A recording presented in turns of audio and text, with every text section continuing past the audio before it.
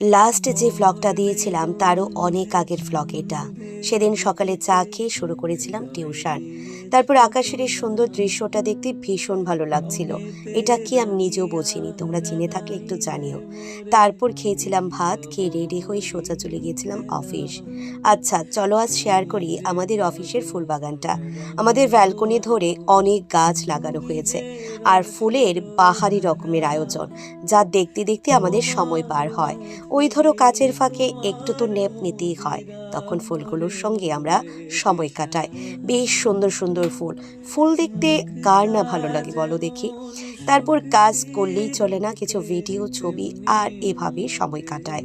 ওই ধরো যেদিন ব্লগ করবো ভাবি সেদিন এক দুইটা ভিডিও নিতে থাকি।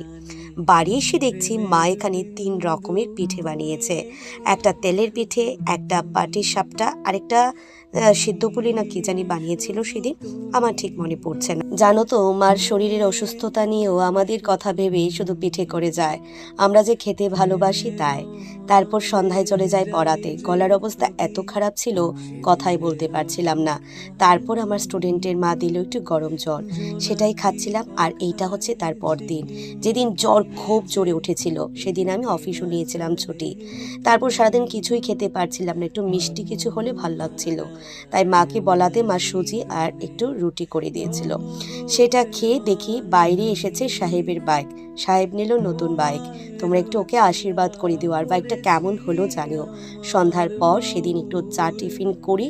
তবে জ্বর সর্দি কাশি থাকলে কিছুই ভালো লাগে না। সেই দিনগুলো কয়েকটা দিন এভাবেই আমি কাটিয়েছিলাম। প্রায় 7, 8, 10 দিন তো আমার জ্বর সর্দি কাশি ছিলই। আজকের মতো ভ্লগটা এই পর্যন্তই, টাটা।